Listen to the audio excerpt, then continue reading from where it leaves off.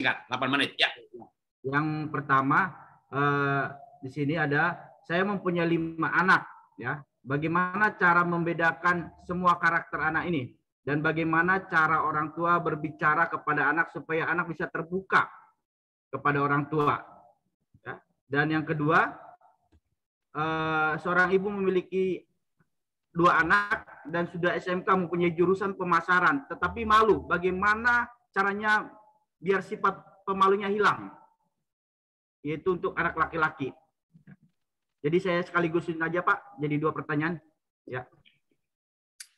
Ya, sebentar. Memang anak itu unik ya, tiap anak itu berbeda-beda. Kembali soal keunikan anak, tadi saya bicara mengenai gaya belajar.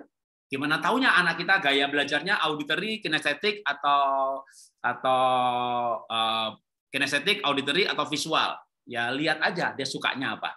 Ya, oh yang satu suka ditemani, oh berarti dia auditory, suka berteman, intim, maunya ngobrol. Satu enggak. Jadi sebenarnya kita bisa melakukan pengamatan. Kalau mau dites juga bisa ya, tes sidik jari selesai langsung dapat ya. Nah sekarang juga mengenai keunikan anak, anaknya 5 gitu ya, atau lebih banyak lagi, mungkin 8, 12, 3. Jadi berapapun jumlah anaknya, gimana tahunya gaya belajar masing-masing, gimana tahunya bahasa cinta masing-masing, gimana tahunya temperamen dasar masing-masing. Oke, temperamen dasar, foto karakter, DISC, juga bahkan personality yang membagi anak dalam 16 tipe. Saya ENFP, istri saya ISTJ, anak saya pertama INFP, dan seterusnya. Ya. Kami tahu anak kami, kenapa? Ya dites. Jadi kalau Bapak Ibu mau tahu anaknya jenis apa, menurut MBTI, Myers-Briggs Type Indicator. Ada 4 parameter, masing-masing parameter 2 indikator, sehingga akhirnya menjadi 16 macam, 16 varian. Temperamen dasar ada 4 macam. Foto karakter, DISC, sama-sama 4 jenis ya. Enneagram hampir sama MBTI, cuma ada skalanya. Anak kita bahasa cintanya apa ya? Ada 5 macam bahasa cinta. Ini semuanya gratis, ada di Google. Nanti panitia boleh minta link sama saya, tak kasih ke panitia, sebarkan ke jemaat, maka anak bisa tes sendiri. Ya, terutama anaknya 10 tahun ke atas bisa memahami arti pertanyaan. Kalau anaknya di bawah 10 tahun, tentu nggak bisa orang tuanya yang menjawab. Jadi kalau anaknya di bawah 10 tahun nggak bisa menjawab sendiri karena nggak ngerti arti pertanyaannya, tentu harus dibawa ke psikolog atau ke assessment atau ke asesor atau tes sidik jari untuk mengerti keunikan anak, termasuk nanti tingkat kecerdasannya, jenis kecerdasannya, minat bakat talentanya, segala macam itu bisa ya. Tapi kalau misalnya nggak urgent, nggak ada masalah yang berat, ya kita nggak usah asesmen yang bayar. Menurut saya yang gratis sudah cukup bagus untuk sebagai fondasi. Yang paling tidak ya pengamatan. Ya, nah sekarang untuk memberi nasihat kepada anak, untuk berbicara kepada anak, gimana caranya ya supaya pembicaraan kita tuh masuk gitu ya. Anak kita ini kita ngomongnya tepat, motivasinya bisa karena anaknya beda-beda. Gimana cara berbicara kepada anak? Ya sekali lagi, anak harus diamati tipe otaknya seperti apa. Saya akan berikan penjelasan singkat ya, sehingga nanti berdasarkan tipe otak anak mengambil keputusan ini bagaimana, kita menyusun strategi cara bicara. Dan ini lebih dalam lagi nih ya. Ini lanjutan. Tadi saya belum sampaikan dalam presentasi. Masih ada di slide berikutnya dan itulah slide-nya ini. Jadi kita mau berbicara, berkomunikasi dengan suami, dengan istri, dengan anak. Itu kita harus tahu sebenarnya ya. Suami kita, pasangan kita atau anak kita itu otaknya tipe apa ya? Afektif, kontra, kognitif, reflektif atau complexity. Waduh Pak Jarod tinggal 8 menit tambah mumet Pak dengan istilah ini. Tak sederhanain. Otaknya dia itu mengambil keputusan itu tipe senang, berbeda, untung, prinsip atau pikir. Oke, saya kasih yang praktis sekarang. Jadi kita mau bicara sama anak, memotivasi anak, komunikasi dengan anak, praktisnya contohnya nyuruh dia belajar matematika. Gimana cara bicaranya kalau punya 5 anak? Ya jangan satu kalimat. Ya, jangan kalimatnya sama, semuanya dikumpulkan. Kalian harus belajar matematika ya, itu penting. Ya ada yang masuk, ada yang tidak nanti. Nasihati 5 anak, ya satu demi satu nasihatinya. Ajak pergi berdua atau diajak masuk kamar berdua, ngomongnya satu-satu. Jadi tadi kalau afektif, kognitif itu pusing ya, susah Pak. Oke. Selama ini Bapak Ibu kan mengamati anak. Ada anak itu kalau diajak, yuk ke gereja nak, pelayanan. Untungnya apa? Belajar matematika. Untungnya apa? Nah, kita harus belajar memberi persembahan buat Tuhan. Untungnya apa? Cari untung terus. Hidup ini tidak harus cari untung. Memberi. Itu anak otaknya untung. Ibu suruh memberi. Itu anak berkata dalam hati, gila, orang gila ini. Orang hidup ini gila. Jadi, karena itu kalau anak itu carinya untung, udah pakai aja otak tipe untungnya itu. Nak, belajar matematika tuh untungnya banyak loh. Ini tipe otaknya tipe untung, yang dicari untung terus, ya kan? Ya udah pakai kata untung aja. Nak, belajar matematika tuh menguntungkan loh, nak. Kamu kan juga suka main game, apalagi kamu laki-laki. Kamu belajar matematika, logika kamu kuat. Untungnya itu kamu kalau logika kuat, game kamu pasti makin bagus. Jadi belajar matematika itu menguntungkan sekali. Nah, pakai kata untung gitu. Jadi kenapa? Tipenya untung. Gimana nyuruh suami yang tipenya untung ini, carinya untung, disuruh memberi persembahan? Bisa pakai kata untung. Papa, kalau kita tuh memberi untuk Tuhan pelayanan, keuntungan kita tuh berlipat kali ganda loh, Pak. Karena firman Tuhan kan berkata lebih bahagia orang yang memberi banyak dapat banyak. Dan keuntungan yang lain, Pak, kalau kita memberi, Pak, itu kita merasa berarti. Jadi kita merasa bahagia.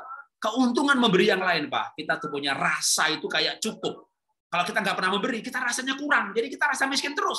Jadi memberi itu keuntungannya banyak. Gitu ya. Jadi keuntungan. Jangan bilang nih, Pak, kamu tuh jangan cari untung terus. Hidup kok cari untung terus, kamu nggak pernah bahagia. Bahagia kalau untungnya banyak. Jangan ngomongin otaknya suami otak untung gitu ya. Gunakan kata untung untuk memberi. Ngerti ya? Lalu ada lagi anak yang maunya tuh seneng. Dia nggak mau belajar kalau muka gurunya menyebalkan. Dia nggak mau belajar kalau lihat muka mamahnya juga. Jadi ini anak yang memang tipenya tuh seneng. Dia mau melakukan segala sesuatu kalau dia seneng. Kalau dia seneng, nganter temannya dari Bekasi sampai ke Cikarang juga dia mau. Pokoknya kalau dia seneng, dia melayani luar biasa. Tapi begitu dia nggak suka, hanya karena pendetanya begini, hanya karena mentornya begini, berhenti deh pelayanan. Aku nggak suka sama itu. Saya nggak suka sama gurunya. Nah ini berarti anak tipe suka, senang. Gimana nyuruh anak seperti ini belajar matematika? Nah, belajar matematika itu menyenangkan loh, nak. Loh, pakai kata senang, jangan pakai kata untung. Dia orang nggak cari untung dia ya. Untung rugi terserah, yang penting aku senang gitu kan. Nah, ini kalau memotivasi anak, pakai kata senang. Nah, apalagi dia tipe senang, lalu ke kinestetik. Waduh, diramu jadi satu ya kan, nak. Belajar matematika itu menyenangkan loh, nak. Coba ya kamu lompat, mama hitung ya. 3 kali 2. Nah, coba kamu lompat 3 kali. 1, 2, 3. Itu 3 kali 1. 3 kali 2, lompat lagi, nak. 4, 5, 6. 3 kali 2 itu 6, nah. Waduh, anaknya kinestetik, ya kan? Senengnya yang seneng-seneng. Kalau seneng dia belajar, seneng dan kinestetik digabung. Begitu cara belajar matematikanya. Tapi saya berdoa anaknya bukan hanya, repotnya kalau anaknya otaknya tipe senang, badannya kinestetik, tapi otak yang lain dia tipe kontra, terbalik, kreatif. Wah, ini agak repot ini ya kan? Dia suka hiperaktif, diajari berhitung dengan cara peragaan, kinestetik, lompat-lompat, tapi tidak ada kontranya. Dia mikir berkontra. Wah, kontra itu apa? Dibalik. Begini, mah. Ada cara belajar yang lebih seru lagi, mah. Mau mama bantu aku? Mau. Oke, mah. Mama yang lompat, aku yang hitung ya. Mama lompat, aku hitung. Berapa, nak? Berapa kali berapa? 18 kali 3, mah. 18 kali 3, ya kan? Itu anaknya pintar matematika, ibunya langsing kurus. Tapi itu anak pasti mau belajar matematika. Tapi saya yakin anak tipe yang kontra, kontra, senang, terbalik, itu jarang banget. Itu makhluk langka di muka bumi. Jadi saya yakin Bapak Ibu nggak akan semenderita itu untuk ngajak anak belajar. Intinya adalah, anak itu ada yang mau mengambil keputusan, kalau untung, kalau seneng, ada apa lagi? Yang karena nilai. Jadi dia maunya tuh buat apa gitu loh. Nah, kalau tadi senangnya apa, untungnya apa, buat apa itu dia bicara prinsip. Ini orang yang maunya tuh prinsip. Karena begini, nak, memberi itu membuat kita hidup tuh berarti nilainya. Jadi ketika anak ngerti prinsip, dia beri dia gitu. Itu berarti anak yang prinsip. Ada anak yang logika. logis. Anak yang logis begini, nak, kan kamu udah tes. Nah, ini anak logis harus dengan data. Datanya apa? Assessment. Berdasarkan assessment kemarin ya, nak ya, kamu jadi dokter cocok. Nah, itu anak masuk ya. Anaknya logika. Ibunya Pantai Costa. Kan gereja Pantai Costa Indonesia, apa GPI ya. Udah Pantai Costa karismatik lagi. Bukan karismatik lagi, Pak. Itu dulu, Pak. Ini gereja ini cabang dari Cirebon sana, dari mana sana, Pak. Itu wah karismatik. Waduh, lalu ibunya bilang begini sama anaknya yang tipenya otaknya logika. Nak, Mama itu berpuasa kemarin 7 hari. Mama dapat penglihatan kamu pakai baju dokter, nak.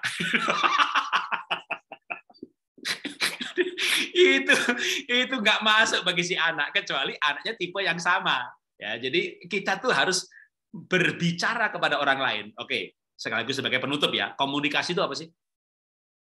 Komunikasi itu berbicara kepada orang lain supaya orang lain mengambil keputusan, tapi keputusan itu sesuai dengan nilai yang kita anut. Maka cara bicaranya, logikanya menggunakan otaknya dia. Dia otaknya tipe seneng. Orangnya, atau kalau kita ngomong otaknya pusing, dia anak saya itu kalau seneng, Pak, dia tuh mau. Ya sudah, pakai kata seneng aja, nak. Belajar matematika itu menyenangkan loh, nak. Jadi dokter itu menyenangkan loh, nak. Ya, anaknya tipe untung. Nah, jadi dokter itu duitnya banyak. Untung. Jadi pokoknya itu Anda gunakan kata untung, apa senang, apa prinsip, apa nilai, apa logika, sesuai dengan masing-masing. Makanya kalau punya anak 5 atau 3, dalam hal tertentu, ya, misalnya ngasih nasihat supaya rajin belajar, gitu ya. Kalimatnya beda-beda. Memang parenting itu unik, komunikasi itu unik, customize itu spesifik. Kita bicara dengan siapa, gitu ya. Kecuali gini, Zoom begini kan ada 80 peserta, gitu ya. Kan saya nggak, kalau mau di kelompok-kelompokin yang susah, gitu ya. Tapi karena dia ceramah. Tapi parenting itu relasi. Nah, supaya relasinya lebih dalam, lebih deeper, nasihatnya masuk, kalau kita bisa sampai menyesuaikan diri demi isi yang kita mau sampaikan itu diterima si anak. Nah, itu kita belajar mengamati. Memang soal anak tipe apa itu bisa dites, tapi kalau nggak mau, waduh Pak, bayar Pak, mahal Pak, zaman sekarang ini COVID makan aja susah Pak, mau anak assessment. Pengamatan aja. Bapak Ibu amati selama ini, oh ini anak ini kalau seneng rajin, tapi kalau udah nggak seneng, mutung berhenti. Tipe seneng berarti dia. Oke, kalau gitu nanti kalau mau motivasi, komunikasi, gunakan banyak kata-kata yang senang. Ini anak kalau belum ngerti nggak mau melakukan, berarti harus diberi pengertian gitu. Wah, anak ini paling gampang ini.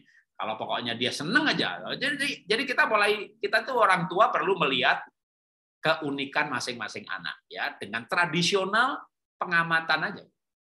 Tapi kita nggak boleh jadi orang tua yang mau gampang gitu ya, mau gampang ya nggak mengamati keunikan anak, dianggap semua anak sama gitu ya. Wah, apalagi pokoknya gebukin aja udah, sekali Bapak merasakan bahwa gebuk itu efektif, pakai terus.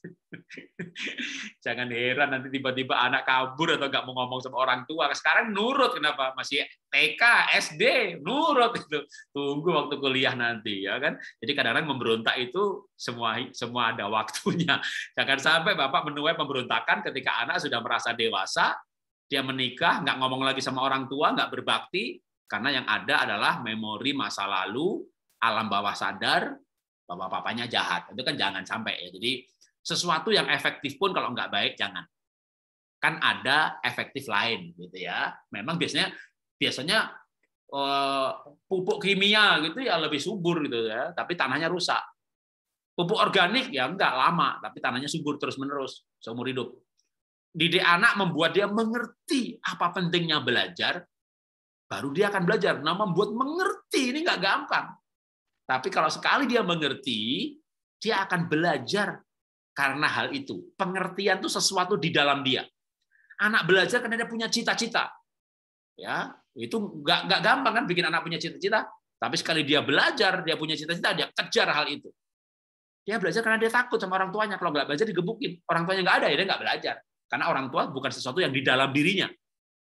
Ya, jadi kita perlu membawa anak-anak sampai pada pengertian. Nah, itulah namanya parenting sebenarnya, mengasuh, membuat anak mengerti. Melakukan karena mengerti. Tidak gampang, memang tidak gampang. Tapi pasti kita bisa. Ya, Tuhan memberkati. Ya, Terima kasih Pak Jarod untuk pemaparan dan penjelasannya. Tepuk tangan untuk